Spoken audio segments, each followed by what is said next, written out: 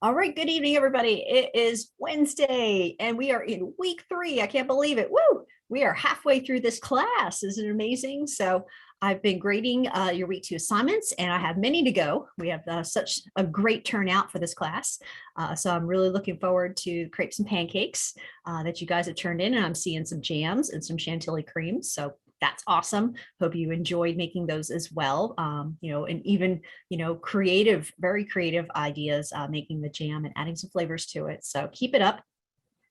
Just want to share that we are almost the top class. We're looking to be trying to be the best start class that there is, right? Because there's like 4 other classes going at the same time with students doing just the same thing you are. And we are trailing just a little bit. So I want to urge everybody out there, give it all you got. Let's get those assignments in early next week, or on time at least. I know we have the long weekend, so maybe that plays in and you get a little extra time to work on your assignments. Deadlines don't change, but let's see if we can get our numbers up and see if we can get more assignments turned in by Tuesday, because that's kind of one of our benchmarks. We want to see how many students get their work done on time so that they're ready to start Wednesday in the brand new week, rather than kind of pushing things off and waiting until the last deadline on Thursday. So I'd love to see our numbers come up both in the assignments and the knowledge checks. Let's get those quizzes knocked out early and clearing that plate out. So all you have to do is work on the fun stuff, which is getting in the kitchen and baking. All right. So let's see what we can do. So let's see if we can just, push those people out of first place, but we've all got to pull together and everybody's got to do their part. So I know we can do it. All right. But we just got to put a little time and effort into it. But let's see. All right. So we are, like I said, going into a long weekend. But the only thing that really changes is that I will not be necessarily on campus on Monday. All right, that is our staff holiday. So faculty and our support team staff are off on Monday. There may be some technical support. We usually have some, off hours type of folks that do handle some phone calls if you are really, really needing to do something on Monday. But, our deadlines don't change. So, school is, our online campus is technically open. Your assignment submission page is always open. So you shouldn't have any issues with getting into that at all. Hopefully you can enjoy the day too, kind of work on Friday, Saturday, Sunday, get things done and relax and enjoy your Labor Day Monday too. But we will return on schedule on Wednesday for class next week. Our deadline's still Tuesday. So I'm still looking to have you guys turn in your week 3 assignment by Tuesday and doing that knowledge check by Tuesday. Earlier than that would be great. So if you can knock it out before Friday, then you could really chill all weekend.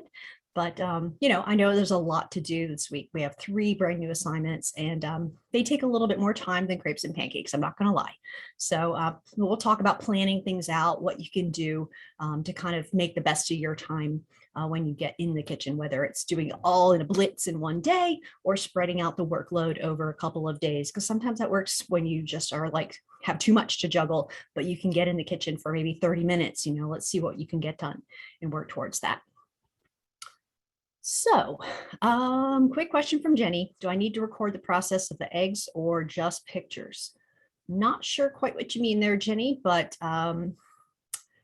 we do need the pictures of all the assignments. So we'll go over the assignment submission every week and the pictures that are required that help me see what you're doing in the kitchen, since I can't be there with you, and get the best possible feedback for you based on the work that I do see.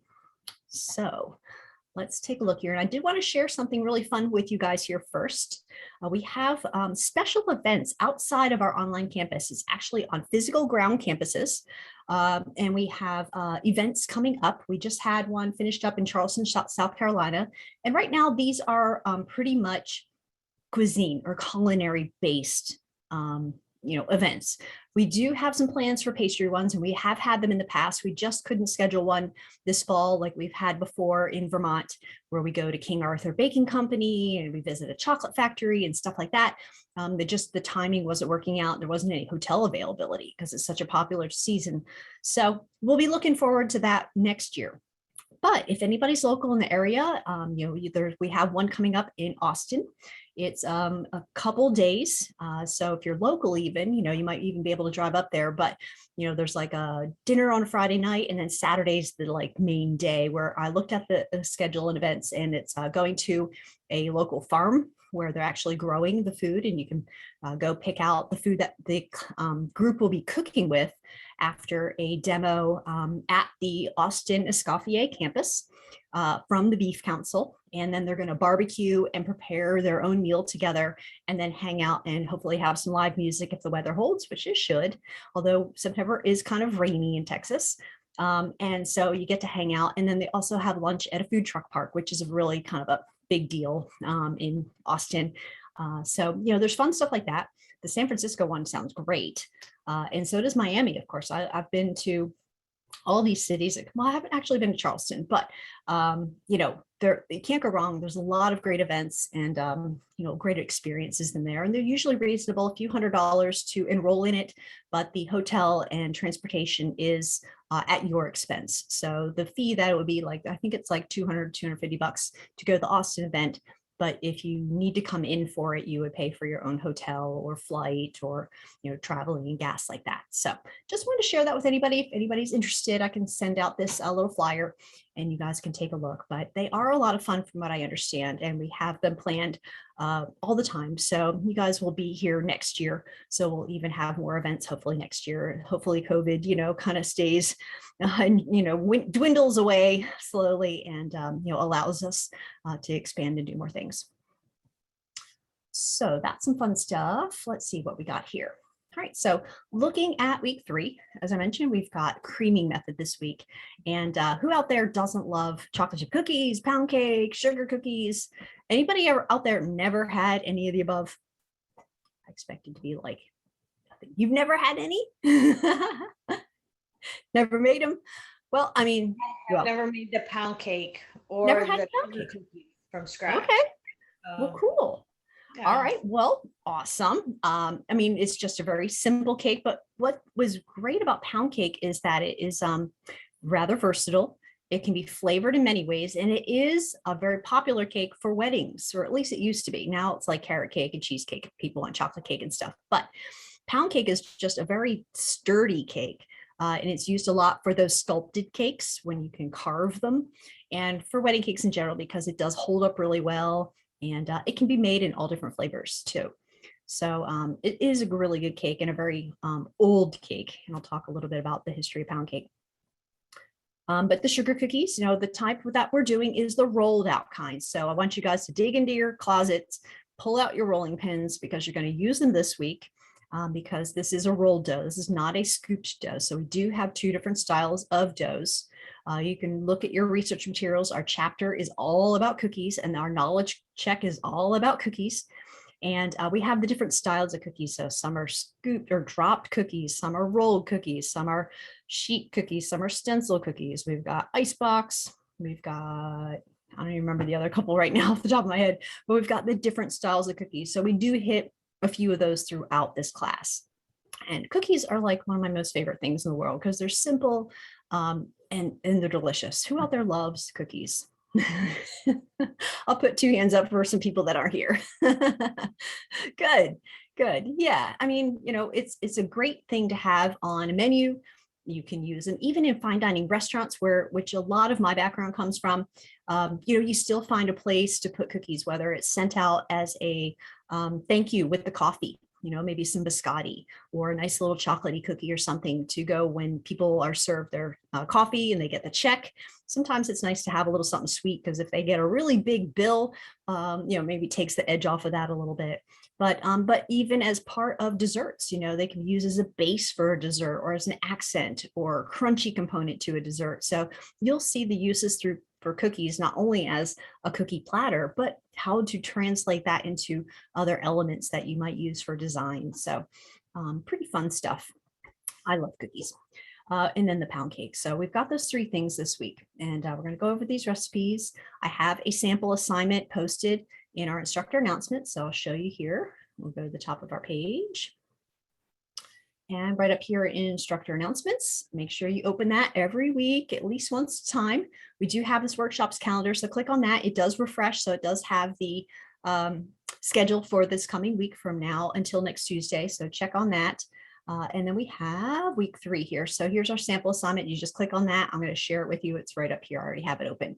But looking at our like snapshot for the week, right? So we've got our class here. We've got study hall on Friday still at 2 o'clock. So join me if you can.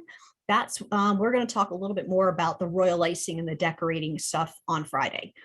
Today is really going to be heavy on the creaming method and producing the dough for the cookies and making the pound cake. So I'm really going to focus on that tonight. So fun decoration stuff. We can talk a lot more in depth on Friday and show some ideas and stuff.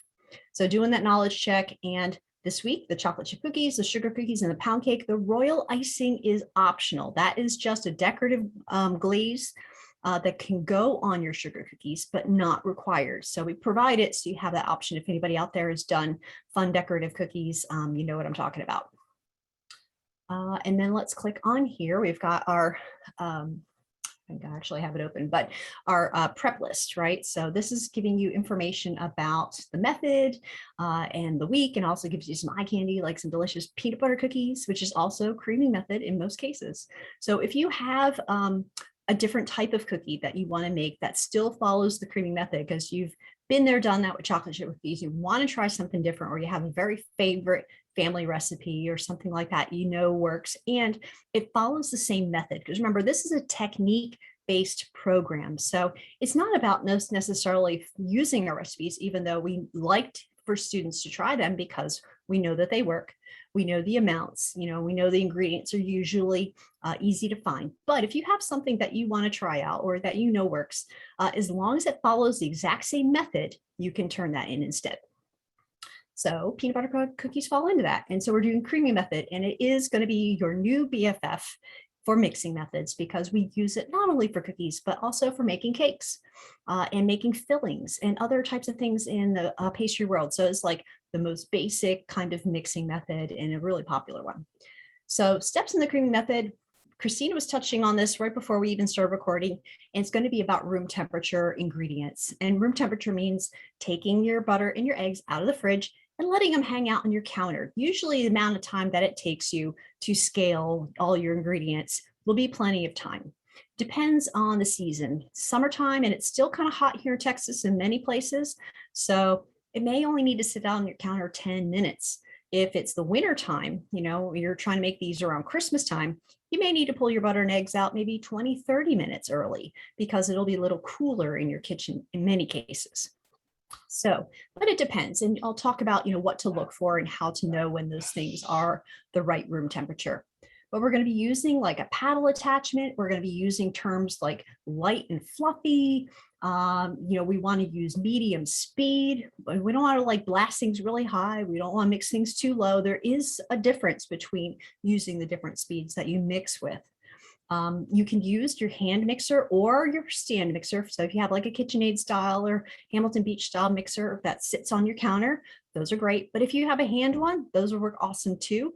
In fact, I find that people that have those get the better texture pound cake because it has the 2 beaters that kind of work really well together to cream very well. So if you have a choice, try out the hand mixer, especially for the pound cake. But we're going to do things like stop, drop, and scrape. So when we're mixing, and you're going to see in the videos, the chef will stop, she'll drop the bowl if she's using a stand mixer, that's where the drop part comes, and then scrape the bowl and get all the butter and sugar off the sides, or the butter, sugar, and egg mixture off the sides, so that the whole point is that we get the mixture nice and smooth and what we call homogeneous, or also known as uniform in texture. So all the ingredients blend evenly and equally together. So stop, drop, and scrape, and mixing often is really, really, really, really important for creaming method. Like you can't do it too much. Let me just put it that way. So if you think, should I stop and drop and scrape? Yeah, you can. It's okay. You won't hurt it. All right. So it's better to overdo it in a little bit of a way and take a little more time than it is to underdo it. You will make a difference. All right. And you'll get better results if you stop, drop, and scrape. All right, we are going to add the eggs one at a time. That is like one of the key things to working with creaming method. Not only these parts, I mean, really all of it is important, but adding the eggs one at a time is super duper important. So I'm going to explain that a little bit more, but it's all about what we call an emulsion. And, maybe you've heard of an emulsion before, especially if you've been in the culinary program, a couple of you have. And that's about blending two ingredients that don't normally go together. Think like oil and vinegar or water. They don't usually play together well, but we force them together when we make a salad dressing or mayonnaise. The same thing is happening here with our cookies. We're going to have the fat, which is butter. We're going to have the liquid, which is eggs. They don't normally want to hang out together very well or stick well, but they will if we do things the right way and create that emulsion by adding the liquid very slowly, scraping very often, and mixing at a medium speed pretty uniformly. Okay. And we're going to mix that egg in until it blends in all the way before we add the next egg. So I don't want to have you add the eggs too quickly. All right. So that's another point to remember. Then we're going to sift our dry ingredients. We're going to typically add the dry ingredients in one addition so that we minimize gluten development. We don't want things to develop gluten, especially in our pound cake, because then it can make it really tight and kind of dense and like a brick, right? So we add the flour just once rather than a little bit of flour, a little bit of flour, a little bit of flour, a little bit of flour. That's like too much. It's going to mix and it's going to form that gluten, and it's going to make your cookies a little tough or your pound cake a little heavy. And we don't want to have bricks. We want to have light, tender cakes. All right. And then we're just going to mix until combined. And then we're going to add, if you have things like chips and nuts, those are optional for your chocolate chip cookies. Or if you want to add something else to your pound cake, that's up to you as well. We call them inclusions, and that means that, there's something else added to it that doesn't really affect the texture or doesn't affect the way that the cookie works. All right.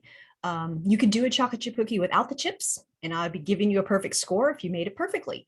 I don't care if the chips are in it or not, or if you change the chocolate chip to white chocolate chips or butterscotch chips or unicorn chips. Go wild if you want. Or if you want to add nuts, go for it. Some people are purists and there's no nuts in your chocolate chip cookie. I like some nuts, but many of the times I don't because people that I know don't. So it's up to you, but adding those in and we stir them in at the end gives you the control and keeps the chips in a nice shape too. If you add them in the mixer, they tend to get banged up a bit. So what we're looking for, pound cake, isn't that beauty right there? Got that classic crack on top, lots of really rich, deep golden color. So that's a lovely pound cake right there. But we're going to talk about more tips for success looking in here. Always preheating your oven, using scoops for perfect uniform cookies. That's really, really important because remember, I've talked about it a little bit already. Consistency is what's going to keep your customers loyal. So not only consistency in providing great product, but also the same size. So if there's two customers in line and you have two different size cookies and that's all that's left in your counter, both people want the same cookie. One person's going to get the giant cookie and the next person's going to get the tiny cookie for the same price. That doesn't seem right. You wouldn't want that to happen to you, right? So using a scoop will not only, make your customers happy, but also all your product is going to finish baking at the same rate because they're all exactly the same size. So there is a reason for that. So we have some notes down here. I'm going to show you some sheets that talk about the types of scoops. Let's see what else we got here. So we're going to be rolling out cookies. So follow, jump in here and kind of look at the notes that I've got about working with what you have to roll out your dough. So if you don't have a rolling pin, it's okay. We can get crafty. You can use a bottle if you need to, or something else sort of round. But I do recommend investing in some sort of rolling pin because you will use it throughout the program as well. Let's see, getting some parchment paper. Hopefully you guys are learning that parchment paper is a friend. And again, something that will be really beneficial for you to have from now and here on out. Anytime we bake on a tray in the oven, either using a silicone mat called a silpat or parchment paper underneath your cookies is going to be really, really, really helpful. It not only makes it, less mess and it prevents anything from sticking to your pan, but it sometimes affects the way that the color browns and gets really nice and crispy on the bottom. I find that baking on paper is usually my preference, but silicone mats are nice because I don't have to worry about waste and throwing away paper. I am a little bit environment conscious, but there is a difference, and the silicone doesn't tend to give me quite as crispy a finish as the paper does, but both will work. So I recommend having both at your disposal though to try. All right, so some more notes in here. If you're going to do the, well, you will be rolling out the sugar cookie, but you can use whatever cookie cutter you want. So you want to do round, you want to do hearts, you want to do stars, you want to do alligators, dinosaurs, rocket ships, whatever floats your boat. Have fun. You can use any cookie cutter that you've got. Okay, I'm not particular. And like I said, the royal icing is optional. So if you want to add sprinkles and decorate your cookie with sprinkles or jimmies, I'm from the East Coast, so we call them jimmies, or any other kind of decorative stuff. They've got so much out there in the world now. It's so much more fun. You can add those before you bake the sugar cookies. So your cookie comes out and it's already got the decoration stuck and baked into it if you're going to skip the icing part. All right. And here's a little bit about the scoops. So let's talk about scoops. And this is what you scoop your cookie dough with so that you can get perfect even portions. And they come in all different sizes, usually numbered, depending on the number of scoops you get out of a quart. So thinking like ice cream. They also call them dishers, and there's two different styles. There's the squeeze handle and then there's the thumb press. Both work good. These tend to be a little more sturdy and last a little bit longer. These tend to be a little more available in many places, but some are rather cheap. And if you're going to scoop a lot of cookie dough, go for ones that, if you can find them, will last you a little longer. Because I've had some of these guys personally that are so inexpensive. They were great to have and easy to purchase, but they didn't even last through a batch of cookies without breaking. Usually what happens is this kind of comes out and gets worn down. It doesn't work really well. So buy the best that you can afford. And this also gives you an idea of what that scoop number size looks like, how much cookie dough it will use or take up to make that cookie, and how big that cookie will typically spread out to be. Of course, it depends on the type of cookie, but that gives you a visual idea. And here's some more information. Again, another visual look at what 3/4 of an ounce versus 2/4 of an ounce.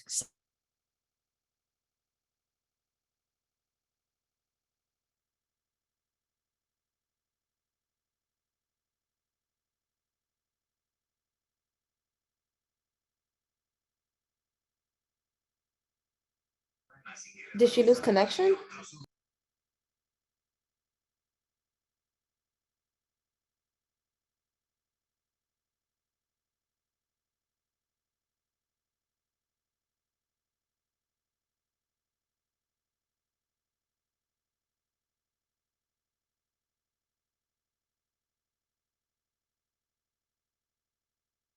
Another start just a couple weeks later, and you will be reached out to, and we can get back enrolled back into another start. So we have starts every 6 weeks. So if there's something going on also that, we understand that life happens and we have challenges, but, we can work with you. So just letting me know, again, communication is super important so that I can work with you on whatever you need. You can take or retake your knowledge checks. You have 3 attempts every week, and that's the maximum I'm allowed to give you. So that's all there is. But take them until you get the best possible score. It will only retain the best score. All right, and then check your feedback that I give you every week. Watch that video I send you. I do know, I can tell if you watch 100% of my video or 0.5% of my video. So do yourself a favor and watch the feedback. That's your personalized time with me, going over your assignment to see what works out great. And I can, say, hey, you did a fantastic job with that. Or, maybe this didn't turn out the way you wanted. And here's a way to kind of make that better the next time you try it. So please, please, please watch your feedback. All right. And if you need some help with anything, just let me know. All right. Yes, scoops do work great for cupcakes as well. Yes, Val, I have a big one that I use for cupcakes. All right. It is okay to use just a silicone mat. Absolutely. On pound cakes, to add different flavors, there's different ways to do that. You can do different extracts. You can add powdered spices to your dry ingredients. There's a lot going on there that you can do. Let's see what else we have here. For the pound cake, does it have to be in a loaf pan? No, it does not. Actually, your pound cake, and I personally like to bake pound cake in a 9-inch square pan. So something that I might use for brownies works awesome for a pound cake. But if you have a round cake pan that you use for birthday cakes or whatever, works great as well. And I personally like the wider, flatter pan rather than that loaf pan because it does bake faster. And well, that gets you to eating sooner, right? And it just looks really nice. So I personally like the square pan. And they don't have to be very fancy pans. Mine is, I got it from a Salvation Army how many years ago? I don't know. It's a little bit beat up, but it works great. So, but you can even use disposable aluminum pans that you find at the grocery store or Walmart or something that are inexpensive. So you don't have to invest a lot in your pans just yet until you find the pans that you know that you want to work with, especially if you're just starting out. We don't want you to spend too much on your equipment and take away from your availability to buy ingredients and stuff like that. All right, what else have we got here? All right, looking good. I think I got everybody as far as notes and questions go. Pound cake pan with a hole in it. I think you're talking about a bundt pan, and yes, you can use that as well. The only thing I noticed with that with some students is that it does have a tendency to stick a little bit more. So it's much more difficult to get out of the pan and turn it out. For whatever reason, those bundt pans, the coating that they have is sort of nonstick, but it doesn't always act like a nonstick. So when you turn the cake out, it sort of sticks, right? And there's nothing more sad than like half the cake comes out and half the cake stuck in the pan when you turn it over. So you use it at your own risk. And it depends on the size bundt, whether the recipe size that we have is enough or too much. If you have like a really little bundt pan, you'll have too much batter. If you have a really big bundt pan, then you're not going to have enough and your cake will be a little bit short, which, I mean, it's not the end of the world, but basically, when you fill a pan, no matter what pan it is, if you're filling it up and you have the certain amount of batter in your bowl and you're going to fill it, you usually only want to fill your pan about 3/4 of the way full. So if your pan's this high, you only fill it up about here, okay? Because you need to make room and allow room for the cake to rise and expand. So keeping that in mind, if you do change the pan and use something different, if you get to that 3/4 of the pan full and you still have batter in your bowl, don't just dump it in there, okay? Hold it back, maybe bake it in a cupcake pan or something else so you can still eat it and enjoy it, but don't overfill your pan because otherwise it's going to flow over the top and spill onto the bottom of your oven and it's going to burn and it's going to be a horrible mess and it's going to smell bad. So just be mindful of that if anybody does change their pans up. But like I said, and I think the notes, I think our recipe sheet and our notes, we have, it does mention an 8 or 9 inch square pan. So I do recommend the 9-inch pan. I think that works really well. All right, let's see here. Let's jump in to, let's take a look at our assignment requirements. I'd like to go over those first. Get down here to our week 3. Okay, and I'm going to jump into the creaming method, dropped method here. So let's go ahead and share again. All right, so right here, we're going to jump in here. And this is where we find our assignment page, of course. And these are the required pictures that we're looking for. So I'm going to pull this over here. Whoops, no, not that. Right there. Okay, so looking at our cookies, as before, any week that we've had before, if you have a self-ID photo and your sanitizer strip in one folder, not all the folders, that's fine. We just repeat it here just to make sure that if you did one cookie but didn't do the other 2 items, you would still know to include those. So as long as I see it once, that's fine. So we are looking, of course, for mise en place for each item, and got the folder pulled up here. So when we get into our assignments that we have multiple items, chocolate chip, sugar cookie, pound cake, this is the way I want you to set up your folders in your drive. So when you're in your drive, you have your week 3 open, you go to your new, you create a folder, and then you name it your folder. And so when you open up chocolate chip, and when I open up chocolate chip to grade it, all I see is chocolate chip. All right, and maybe your sanitizer and your self-ID, and of course your notes. But looking at that, this is your mise en place. Just to remind everybody, and you guys have been doing really good about mise en place, is showing me all the ingredients in their individual containers. And you can see even little paper cupcake liners are great for holding tiny, tiny amounts of dry ingredients like baking soda or salt. So, you can use whatever kind of bowl or container that you have, but this is a good view of like, I can see what's happening here. All right, I can get a good idea of how much of each ingredient you're working with. All right, so it doesn't have to be clear, but it does help. And if you want to use mugs or cups or whatever, that's fine too. I don't care what you put it in, just so long as I see one picture with all of your mise en place in one place. And then I want to see the process of the cookie here. So jumping back to the assignment, what we're looking for, butter, sugar, salt in the bowl, cream together. So that's what this is starting to look like. We've got a few pictures of that. We're starting to kind of cream and mix these things together. So this is a good picture of that, as well as like over here, this is where we're starting to add some egg in. So you see kind of the change that the dough is going through. All right. So, looking at these, just making sure that you check through here, have all the pictures that we're looking for. And of course, at the end here, you see, break the cookie in half, showing us the internal structure. One slice of cake on a plate, not your hand, pretty please. Okay, don't hold your cake up like this. Put it on a plate. Show me some presentation, practice, like you're going to be an Instagram star. Show me some beautiful. All right. Same thing with this one, cookie on a plate. The decorating of the sugar is icing is optional. But you can see, we've got cookies finished on the tray here. So that shows me that the cookies are done. This is the before baking. So I can kind of see how much they spread. So we go from there to there, looking for the beautiful cookie. Aren't they gorgeous? Oh my gosh, making me so hungry right now. And then we look at the cookie right here on our plate. So looking good, nice presentation. I know this person is holding it in their hand here, but it shows the inside of the cookie. So this is our last picture. And this really helps inform me, like, does the texture of the cookie look tender? You can see that it just looks really soft and nice. And it does look baked all the way through. There's no signs of shiny raw dough in the center. That is kind of important with chocolate chip cookies. I'm a fan of chocolate chip cookies that are slightly underbaked. So they're that soft and a little bit gooey and maybe a little bit chewy, not that crispy variety. And there are people that love the crisp cookies, and good for you, good on you. And I don't care which way you go, as long as the cookie is baked all the way through. We don't want to serve people cookies that have that rawness in the center, partly because it could be a little bit of a hazard, for anybody that is immune compromised, pregnant, children, senior citizens. You don't want to serve people raw food.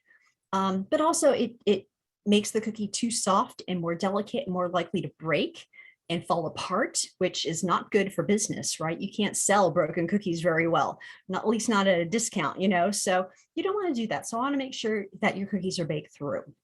So we are kind of looking for that cookie to have this nice golden color around the outside, this nice finished dry looking center here. So we can see that it looks kind of puffy, it's holding its structure, and it looks kind of dry, not shiny. If it's shiny or if it's kind of dull and almost even like dark looking, wet looking, then we know that it's a bit raw in there.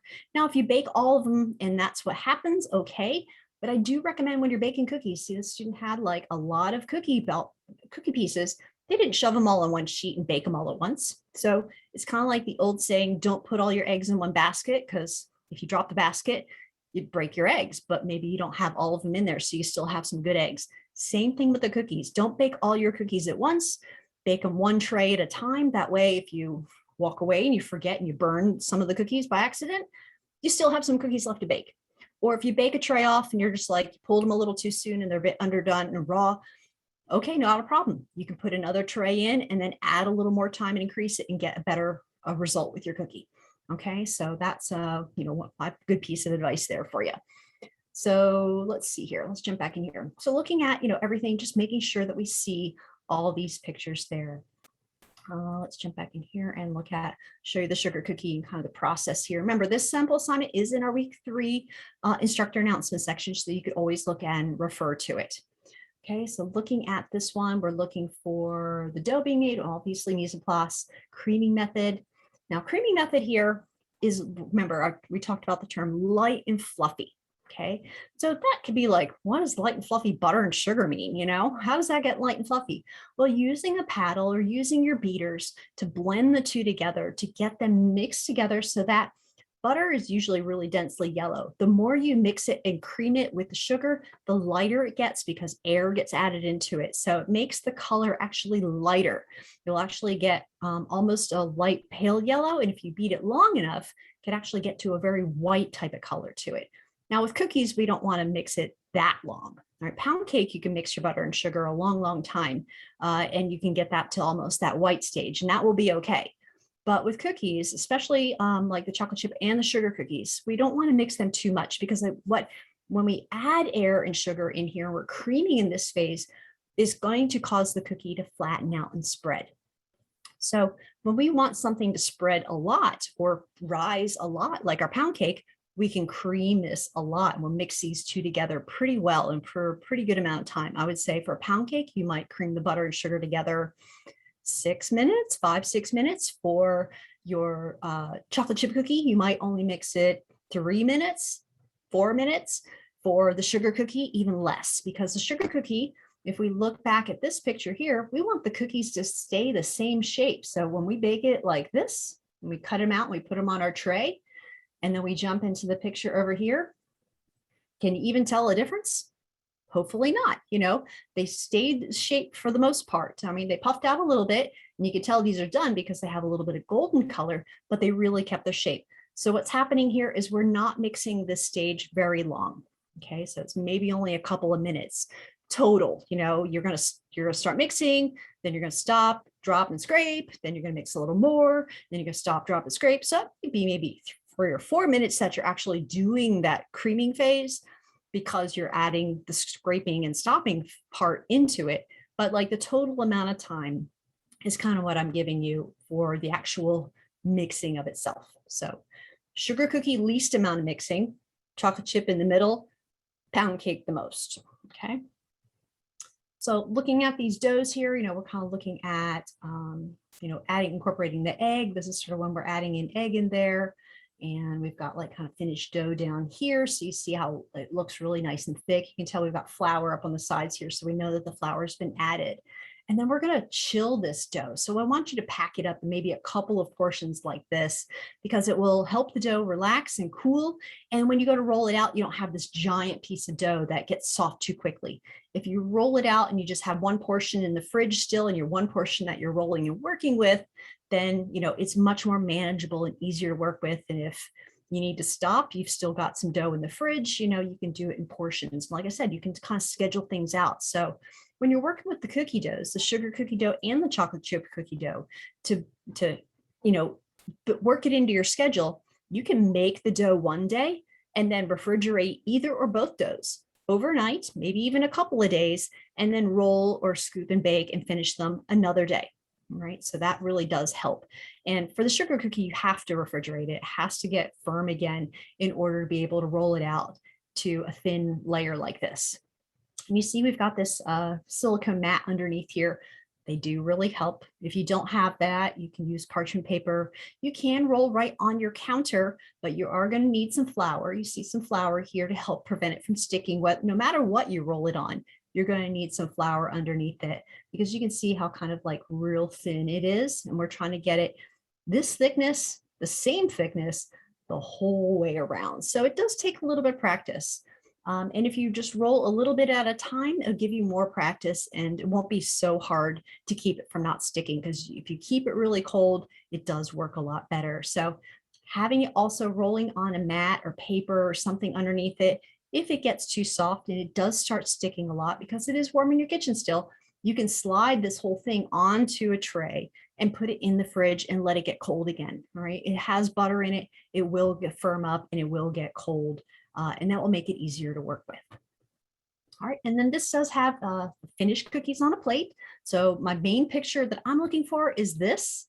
But if you want to take that extra step and include the optional icing, this could be very simple like this. The white royal icing is fine. You can color food colors. And again, we're going to talk about more of that on Friday. But you could do very simple decoration like that. Or if you want to decorate before it bakes, so you would have the cookies here, and then say you had some sprinkles or some fancy colored sugar or whatever you've got, you can sprinkle on top of here and then bake it, and then it will stick to the cookie. And when it comes out, it'll be in place and locked in there. So I'm going to stop for a second here and see what kind of questions we got. La, la, la, la. Let's see. Okay. So adding an almond to the top of the sugar cookies, you could do that. Sure. I don't care. I'm not too particular about how the sugar cookies are finished. It's all about the method and the technique of making the dough and rolling the dough, cutting and baking the dough. So decoration is more kind of fun for you guys to play with. But it is a rolled dough. So it's not like a scooped shot sugar cookie where, you know, they spread on their own like a chocolate chip. I'll see what I can do for you about the volume measurements. Usually by now, everybody gets their scale. So we'll hang loose on that, Jenny. But I think I've got some in my back pocket. All right, glass square pan or aluminum. Really, it's up to you, Val, and whatever you've got. Personally, I like metal a little bit better for things that I want to have a browning effect with. So like a cake, I want that brown golden color and finish. So I find that is a little bit easier to achieve with metal. Both work fine. Metal just conducts heat faster. Glass, it keeps things warm longer because it doesn't conduct as quickly, but it holds its heat longer than a metal pan. So really work with whatever you've got. But either one, you want to spray it or grease it and then flour it to prepare it for the batter so that it turns out without sticking. You can also put a piece of paper in the bottom, and you'll see, I think in Chef's video, she does a loaf pan and she lines the pan with a specific cut shape piece of paper so it sticks in there. So it's like a sling. You just kind of lift the cake out when it's done, which is a really nice technique.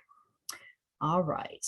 Yeah, I'm not going to take points off if you didn't separate your folders, your crepe and pancake folders this time.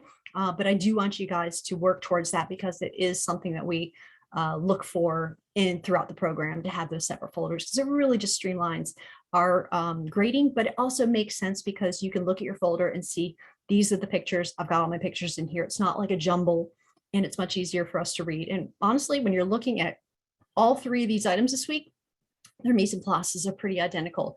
The dough looks pretty identical. The creaming method, that very first picture where you're showing me the butter and sugar, identical. I can tell the difference, but it's hard. And I'm trying to, give you the best possible feedback in a short period of time. And I don't want to be like, I want to make sure it's easy for you guys too, so you don't miss anything your way. All right, let's see. Do you need photos or paper for the royal icing? If you want to do the royal icing, I would love to see some pictures of it, just so again, I can give you the feedback about it. Because again, that's as part of your experience here, and me be able to kind of tell you, yeah, that looks good, or maybe you should add a little more egg white, whatever. So, but notes, not as important there because it is the optional item. So, all right, let's see here. So let's go to our recipes. Let's get into recipe town. Woo. But are there questions? I don't see any hands up. Anything else? Kind of hands, questions? Anything y'all want to know? Share? Anybody want to share anything? Are y'all excited about cookies? Chocolate chips? Who out there has scoops already? Anybody have a scoop? Yeah? Val? Christina, you got scoops? Oh yeah. All right. Oh yeah, she says. Heck yeah. All right. Welcome, Anna. No worries about being late. Glad to have you. Who else has scoops? Anybody? And they're, you can find them obviously online. That's probably one of the best places to shop, but you can usually find them at Michael's, Hobby Lobby, any of those kind of crafty stores. But Walmart. Walmart. I was going to say Walmart, Target for sure. But you can also go to Restaurant Supply. If you're not familiar, there are places that are restaurant supply stores, and they have all kinds of equipment, from stoves and hoods to the small wares, and they can be a really good place to find the more industrial quality type items. Yeah, no. There we go. Thank you, Christina. All right. Let's see here. Okay, so let's get into our recipes. Let's start off with, I've got pound cake here. Hang on. Let me see. Let's start with the sugar cookie. I'll start with sugar cookies. So let's do that.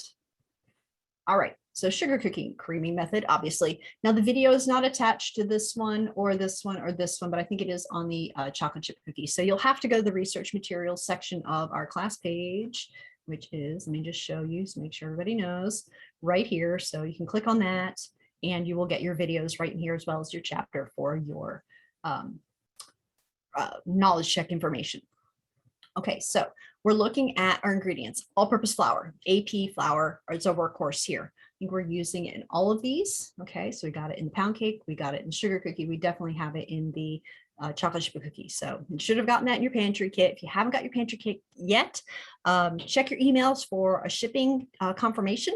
If you don't see that, and you already did order your jacket and you got your toolkit, then you might want to just drop a line in an email to shipping@escoffier.edu. There may have been some delays because of the hurricane that came through this past weekend, so it may still be en route. It may have just sat in the warehouse over the weekend because they had to ground some flights. So, but anyways, we're looking for the baking all-purpose flour. We're going to use our baking powder again. You had it from your pancakes, so you should still have that around, as well as your salt. We talked about butter last week, so we are looking still to use real whole butter and unsalted butter. Okay, and when we're talking about butter, and I posted this in a video in our walk-in about pound cake, but I talk a little bit about butter and what is butter, what's not butter. So country crock, not butter. I can't believe it's not butter, not butter. All right, but we've got butter here, Kerrygold, we've got Lando Lakes, we've got Falfurrias, we've got some other good stuff, Tillamook. I like to use Challenge, so there's lots of good butters out there, but like Bluebonnet is not butter. We have Imperial is not butter. This is not butter. These are margarines, and margarines are not ideal for creaming methods. So if that's what you have in your house, if it's in a tub especially, it's probably not real butter. If you turn around, look at the label, and it says on multiple ingredients rather than just a single ingredient, because real whole butter is only made with cream. So if you have that and that's all you have, your cookies and your pound cake are not going to work as well, because it softens up too much and it really kind of liquefies, because really margarine is just a solidified form of oil. So it doesn't have the same qualities of butter, even though it looks kind of like it. It's not the same, and it's typically salted too. So your products are going to taste more salty because we have the salt in it, because we normally use this unsalted butter. So please, please, please do yourself a favor and invest in some real whole cow milk butter. If you're vegan, you can use the Earth Balance baking sticks, and that will work fine from what I understand. I haven't personally used those. All right, but do use the butter. And we're talking about room temperature. So room temperature butter, room temperature eggs, and that goes for all of these. You're going to see that unsalted butter at 65 degrees. That's the same thing as saying room temperature. Milk at room temperature, large eggs at room temperature. All right, so, and I think my chocolate cookie is down here, so I'll pull that up in a minute. But room temperature means that your ingredients are around 65 to 70 degrees Fahrenheit. That's kind of what an ambient room temperature is. So when you pull it out of the fridge, most ingredients are around 45 degrees. It could be a little bit colder, could be a little bit warmer. So it needs to warm up a little bit. And like I said, in the summer, things move along pretty quickly, especially if you've got any sunlight coming in your kitchen, hitting your counters, things will warm up a little more quickly. In the winter, the opposite, it'll take a little longer. So finding that room temperature could mean 10 minutes when it's warm, could mean 30 minutes when it's a cold winter day.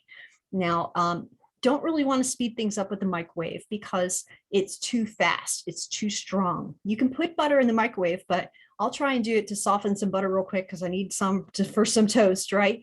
And it may be like 10 seconds or less. It's like 9 seconds in my microwave to get butter to soften a little bit. But if I'm not careful and I forget to pull it out, it's like melted city really quickly. And once that butter melts, it loses the structure that it needs to cream and hold the sugar and the air properly.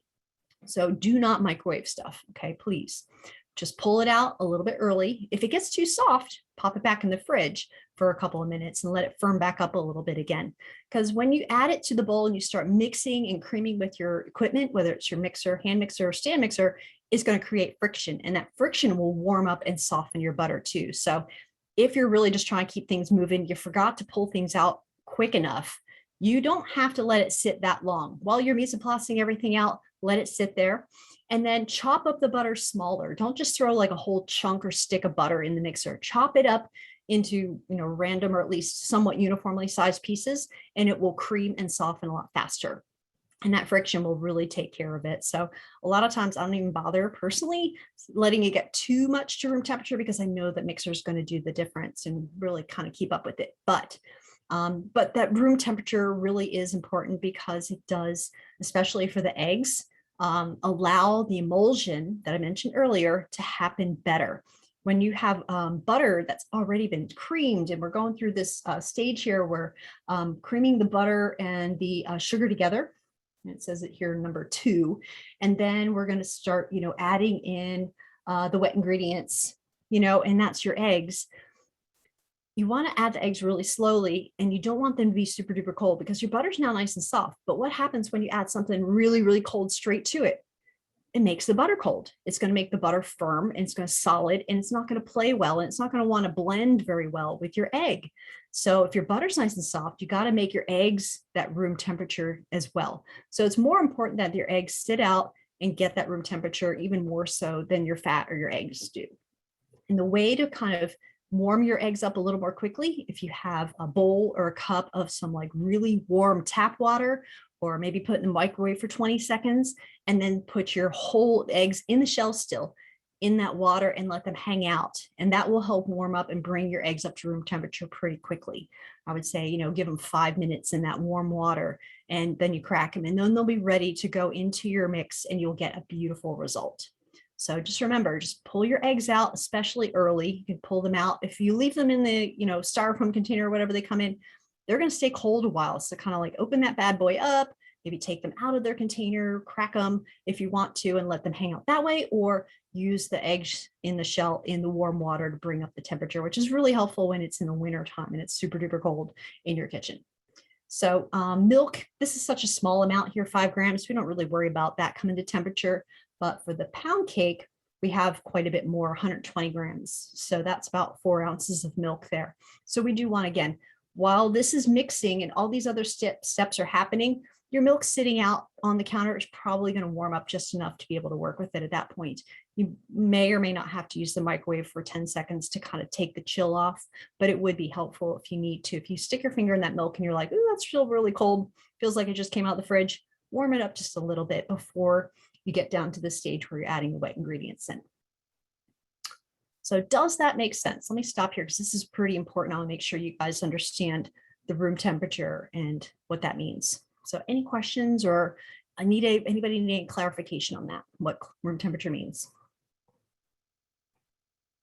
Nothing yet? Okay. And like with butter, when you pull it out of the fridge, give it a squeeze. If you can't squeeze it, it's really hard. That's cold. That gives you an idea. Okay, my butter's rock hard right now. It's super cold.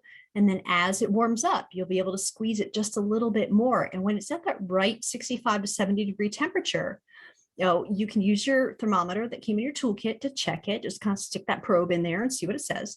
But also you can look at it by eye. It should start to get a little bit of a shine to it. And if you squeeze it, you can leave a little indentation with your fingers. But if you could squeeze and go right through that butter, then it's too soft.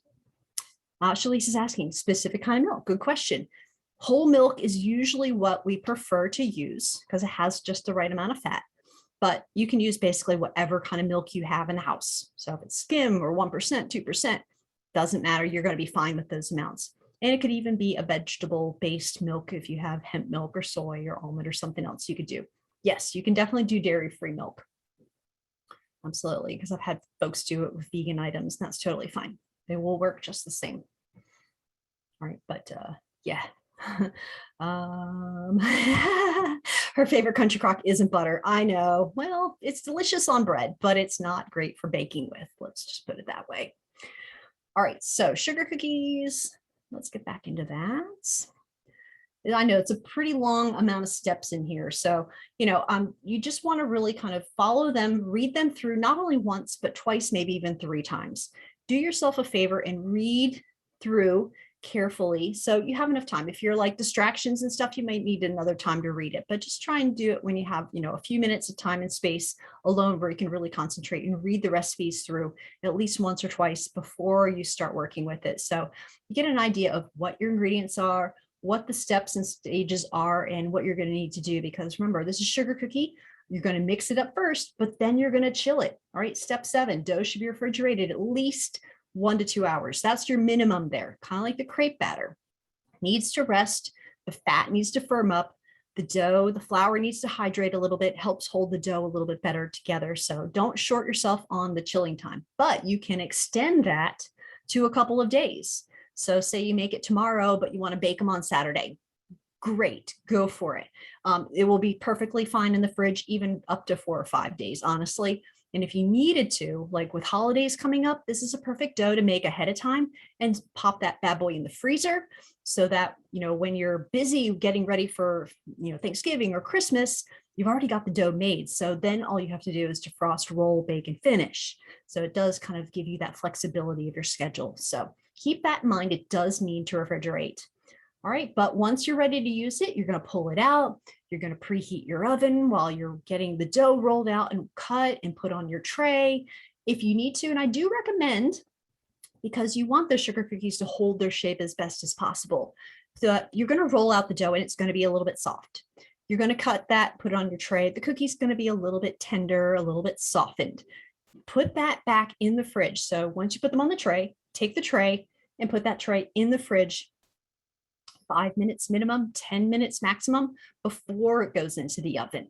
And that will help your cookie hold its shape a little bit better because that will keep the fat more solid. So when it hits the heat, it'll sort of solidify, it'll bake and keep its shape better. It won't spread as much. Anything that's soft and room temperature will spread more than if something is cold and firm. Okay, so that works also with our chocolate chip cookies. So, or really anything that you want to hold its shape a little better. Now, pound cake, we don't want to chill ever at all. We want to go straight from mixer to pan to oven. But these cookies, we have that flexibility. And I do recommend for the sugar cookie, chilling it before you bake it to help it keep that perfect outline, especially if it's like a star or something where there's a lot of decorative features to it. And then when you're done, you can decorate, if you want, but definitely make sure your cookies are cool first. So give them 10 minutes after they come out of the oven before you try to do any icing or anything. You don't want to decorate a hot cookie. All right, let's take a look at pound cake. All right, and pound cake, again, all-purpose flour, baking powder, salt, unsalted butter, sugar, or eggs, large eggs, it could be any size egg, whatever you personally use, because we're going to measure 200 grams here total. So it doesn't really matter what size, as long as you end up with 200 grams of measured egg. Milk, again, room temperature, vanilla, and almond extract. Now, if there's any sort of almond allergies, skip the almond altogether. You could add lemon, you could add something else. You could boost the vanilla a few more grams. It doesn't matter. It's up to you. But it does play well with the vanilla, and it gives you a really lovely, just rounded, good, yummy flavor. Not necessarily particularly almond, but it's good. So this one, we're going to remember, mix, pan, bake. So we want to preheat the oven about 350, because the larger the cake, the longer it's going to take. So you don't want to bake a pound cake at like 375 because it'll get really dark on the outside. And then you're going to panic a little bit and you're going to think, oh, I got to pull it out. And I pull it out and it's going to be like raw and gooey in the middle still. So 350, and you'll start to find, I know this is our first week baking, but you want to check your temperature of your oven and be aware of kind of when you open the door and you have it set to 350, does it feel like a furnace coming at you when you open it up? Or when you open up the door at 350, is it sort of like, yeah, just kind of warm? Be aware of that. All right, so if it feels like it doesn't feel very hot or it feels too hot, you might have to make some adjustments. Not everybody's oven actually heats to 350, especially if it's an older oven or a cheap oven, which there are out there. So if you feel that's the case and you're not sure, you want to dial it in, go to the store and buy an inexpensive oven thermometer. Because that will save you. And if you set your oven to 350, but it actually heats up to 400, then you turn your oven down and you set it to 300, then it will actually heat to 350. If you heat it to 350 or set it for 350 and it's actually like 325, then to turn your oven up 25 degrees so that it actually heats to 350. So you may have to play with your particular oven over the next few weeks to kind of dial in where you're at. But oven thermometers are typically pretty cheap, $5. You can find them at the grocery store, Walmart, Target, etc. So preheating the oven is important too. All right, don't just like turn on your oven and then slam the cookies in it. You got to give the oven minimum 5-10 minutes to heat up before you put anything in it. That will give you the best possible results baking too, forever and ever. All right, so that's like a gotta do it. That's the way it goes. All right, so this one, we're creaming the butter and sugar very light. So remember, I said pound cake, you can cream the heck out of it for a good 5 minutes. Remember, stop, drop, and scrape a lot. But we really want to incorporate a lot of air with this butter and sugar in here. And we do just use usually the regular granulated sugar.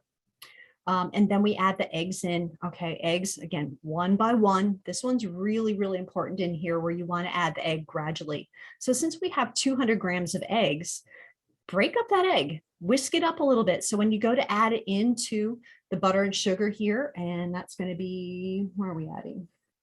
It's talking about alternating down here in number 6. Or no, wait, here we are. 3. Okay, I was going to say shouldn't be that far down. All right, we're beating in the eggs one by one. So you could do one whole egg at a time, but if you could do even less than that, so if you whisk up your eggs and then just pour a couple tablespoons or so, maybe just a tablespoon of egg, let that incorporate, pour a little more egg, let that incorporate. Yeah, it's going to take a while to get there, but it will give you the best results, I promise. Okay, so take it slow, take it easy, stop, drop, and scrape at least once or twice as you're adding the egg. Because what we want, again, is that uniform mixture.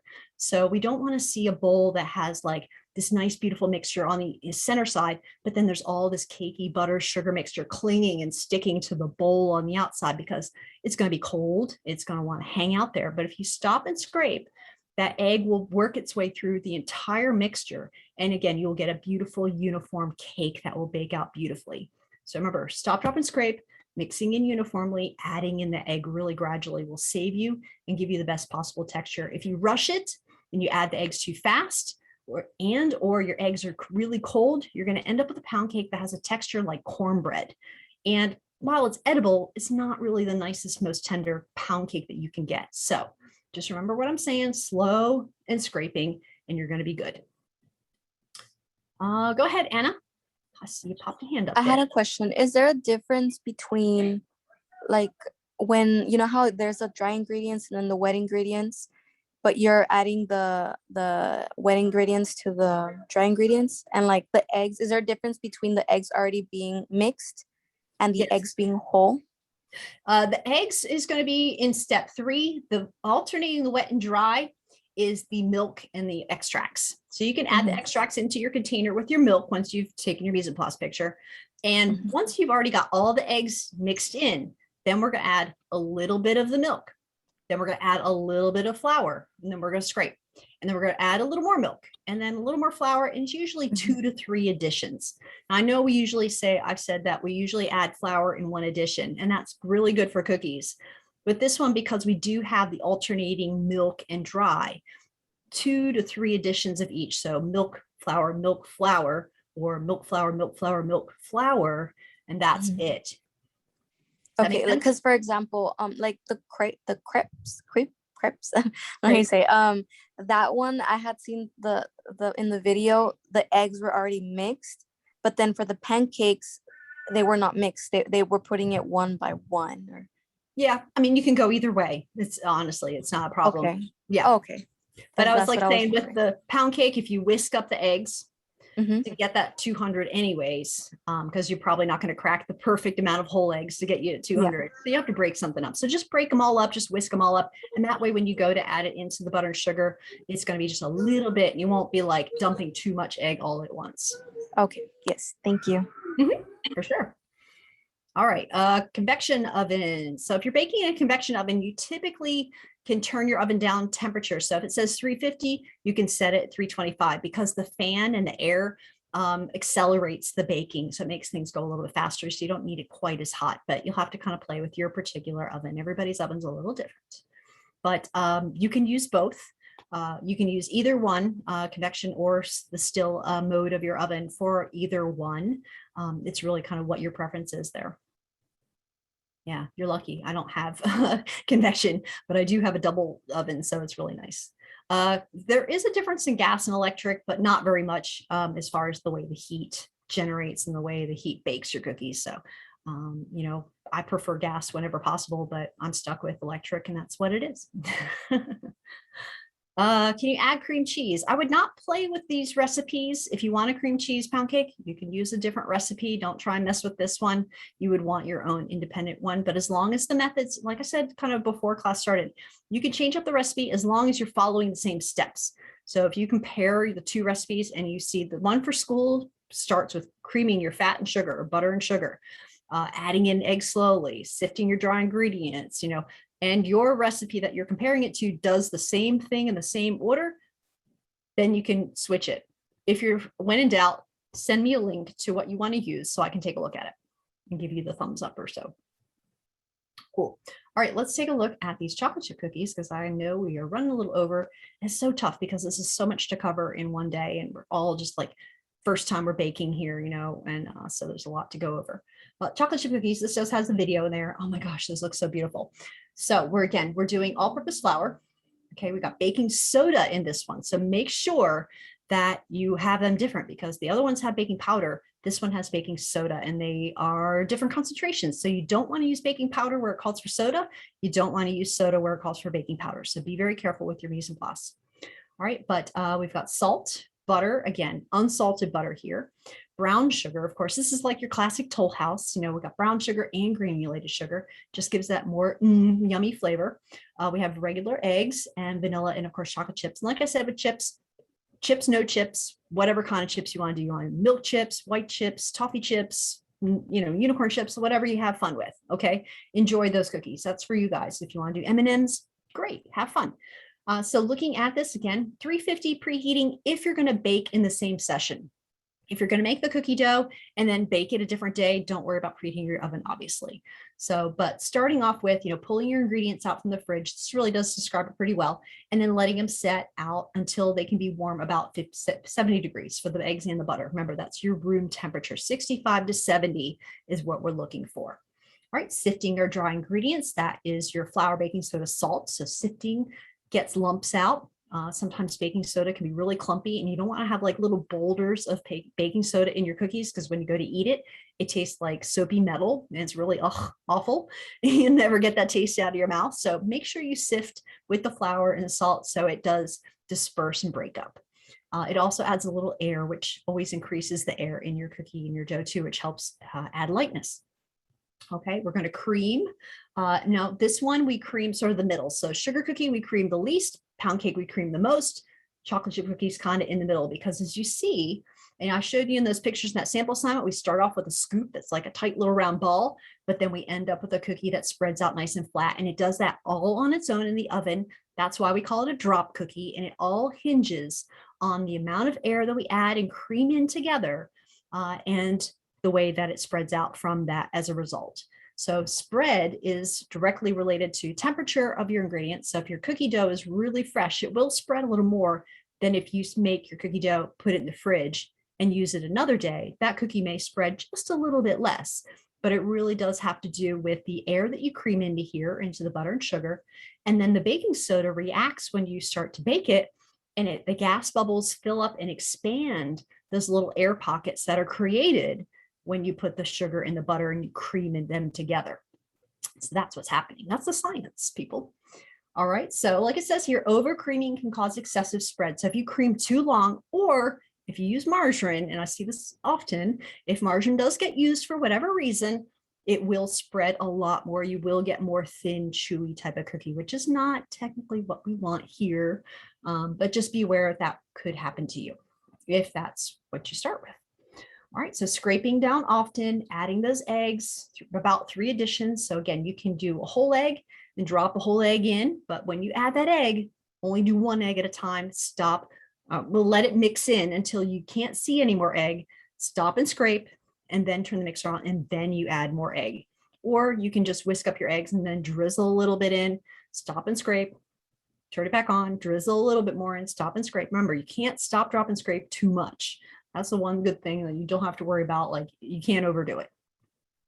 All right, so once we get the flour in there, you can have the flour in 1 to 2 additions. Depends on the size batch usually, and if you're doing it by a mixer or by hand, I like to just kind of do flour at once because I want to help make sure that I don't develop gluten and keep a nice tender cookie. But if you're going to add that flour and you're worried that it's going to, like when you turn the mixer on, go poof and everything's covered like a snowfall in your kitchen, then you can definitely do 2 additions. Just don't mix it on hot. Keep the mixing on low so it incorporates without fluffing and it doesn't develop gluten too fast. So just mix just a little bit till that flour starts to incorporate, then stop, dump in the rest of the flour, and then mix just till it comes together. So don't mix long. It's not even probably going to take you more than 30 seconds to incorporate the flour. And then take it off the mixer. You'll see in the video, you sort of stir it together. You can stir in the chips either by hand, or you can add them to the mixer and incorporate them that way. Again, it really kind of depends on this equipment that you're working with. And if you don't want your chips to kind of get chunked up and beat up by the mixer, then just fold them in by hand using your rubber spatula. That's kind of really what I do too, because I usually do a big batch. When I make chocolate chip cookies, I do a pound of butter size recipe because I like to scoop these out. And whatever I'm not actually baking and serving, I scoop them out, I put them on a tray, and I bake or freeze that tray so that when they're frozen, I take them out, I put them in a Ziploc bag, and then I have dough balls just like they have at the store. Yes, I started doing that as many pastry chefs have before Nestle Toll House did. But you have that like individual piece of cookie that you can pull out of the freezer, put on your tray and bake whenever you have that cookie craving. Or that's a very professional style. We make giant batches of cookies and we only do it once a week rather than every single day we need cookies because we can't do that. All right, so scoop size will determine how long you bake for. And same thing with the sugar cookies. If you have really big pieces of cookie or really big scoops of cookie, it will take longer to finish than if you do small little cookies. So go by color. All right, looking at the color of the cookie here, nice golden color. This cookie probably takes about 10 minutes. But again, knowing your oven, what size are you working with, do a test batch, maybe just do 4 or 6 cookies, bake them off first and kind of see, all right, did I bake that 8 minutes? Was that really actually, did I add on more time? Was that really more like 12 or 14 minutes? Depends, jot that down so you can get the best results and then you can bake more of them. But you are looking for that light golden color around the outside. The bottom of the cookie will get nice and golden too. And then just making sure that center is kind of nice and dry. Same thing with the sugar cookie. We want that cookie to have just a little bit of golden color around the outside and kind of still that neutral color inside so they stay nice and tender. Pound cake, we want to have that picture. Let's see back here. Let's go into pound cake folder. Pound cake, we're looking for more of a full golden color, nice big crack down the center. It may look a little bit like this. And I was talking about how full to fill your pans before, right? See, about 2/3 to 3/4 of the way full. So the pan is not quite all the way full, but you see when they baked it, how much it increased in volume. All right, so just keep that in mind. You might want to bake this on a tray, like put a sheet pan underneath it so it's easier to carry around. And if it does spill over, it doesn't go all over the floor of your oven. That's up to you, but that is kind of a good trick, especially when you do pies. So looking at this folder though, we have, mise en place, we're looking at the mixture here. This is nice and creamed. We're getting really light and fluffy here and kind of, it's getting light in color. So that's kind of what we're looking for. This is what your pound cake should look like when you add the eggs to it. If you add the eggs too fast or the eggs are really too cold, you will know it because it won't be light and loose like this. And you may end up with something that looks sort of like cottage cheese curd swimming in soup. And that's because, you have this nice soft butter there. All right, everything's nice and soft and warmed up here, but then you go to add the eggs and then it just seizes because the eggs make the butter really cold all again. And then they don't want to blend together and we don't get a very good emulsion. And then your final cake, you can keep going with it. You can still bake it, and you can still eat it, but your cake will have more of that cornbread texture. So we want to avoid that as much as possible. So again, add in the egg slowly, stop, drop, and scrape a lot, and we'll get you a really lovely texture. Now getting your pan ready to go, definitely at least spray and flour it in like all the sides, all the bottom, all the way up to the top, so that'll prevent your cake from sticking. And so when you're ready to turn it out and take it out of the pan, it will come out in one piece. So no matter what kind of pan you do, at least do this. If you do the paper sling like it shows in the video, great. But if you choose to skip that part, at least you have to do the spray or grease or shortening or butter or whatever, but do the flour layer also. And it has to be thorough, not really heavy, but thorough. All right, so that it will turn out. And here's kind of what our pound cake texture should look like. Sort of kind of light and loose. We're looking for that nice kind of little bit of air cells in there, but it's going to be fairly compact because it is a pretty heavy cake. Woo. All right, we covered a lot of ground. So questions that we've got, I know we've gone over time and I appreciate y'all hanging with me. So what can I do to answer any questions or clarify anything for you guys? All right, let me look here. We've got a couple questions. All right, so light brown sugar is typical. If you have dark brown, use that too. It will give you a little richer, more caramely flavor. Either one will work though, but it is typically a light. Okay, and I was talking about banana bread. Okay, oh, your gas and electric. Yeah, it may be the elements, and the placement in the oven. Whenever you bake anything, and particularly these things, anything you bake generally, the center of the oven is the best place. So not too high in the oven, not too low, all right? Because the bottom is where your element usually is, your heat from your gas. So you don't want it like blasted from heat. You want to give it a little bit of space between the heat. And when you're too high in the oven, the heat's radiating down from the top. So your top of your product will get really dark before your bottom will bake through. So if you can be in the middle, and then also about halfway through the baking time. So say your cookies take 10 to 12 minutes, 5 to 6 minutes, check on that. Set yourself a timer. Check the oven, kind of open it up, take a look. Is it baking nicely? And then turn the pan. So pull the pan out and turn it around, give it a 180 and push it back in right there on its rack. That's also a great practice for anything that you're baking because it will allow it to brown evenly, because a lot of ovens, they're hotter in the back, you know, and they have hot spots. So instead of having like half of your cookie or your cake having like a suntan and the other one is like, you know, it's never seen the sun, you know, if you turn it halfway through, then both sides will get that nice light suntan-y color. All right, what else we got here? Rotary sifter will work just fine. You can sift just using, you know, a mesh strainer like you would to strain like some vegetables or something. But if you have a little like crank sifter, those are fine. If you don't have a mixer, you can do everything in the program without a mixer, but it will take a while and you will get like that Popeye arm muscle, you know, where it's just like, you know, super big, strong arm, but you can cream everything. So you would want to use a really sturdy, like wooden spoon. And you would definitely have to make sure that your butter is definitely a nice soft room temperature, so it does cream nicely with you. And then use a rubber spatula to scrape with, but you can do that without a mixer. But I do recommend at least investing in like, you know, the $20 hand mixer if possible, because it will save you a lot of time and energy. All right, pastry flour. I would say pastry flour, what are we looking for pastry flour with? We don't have pastry flour in either of these items. This week we've got all purpose, all purpose, all purpose. So pastry flour is, I have a video in our class walk-in about flour that I posted on Friday. So check that out because there are some substitutions, but pastry flour you usually have to buy online. So yeah, order Amazon. You made conscious without mixer. Your arms are on fire, Anna. Yeah, I believe you. But yeah, like I said, you know, people making pound cake, and pound cake, its history, why it's called pound cake, I told you I was going to get back to this, is because people would make pound cake with a pound of butter, a pound of sugar, a pound of eggs, and a pound of flour. The French call it quatre, which means 4 quarters, even pieces. So you could make a pound cake as simply as that. But, you know, modern pound cakes have extra chemical leaveners like baking powder added to it to make sure that it stays nice and light. And the balance is not exactly even.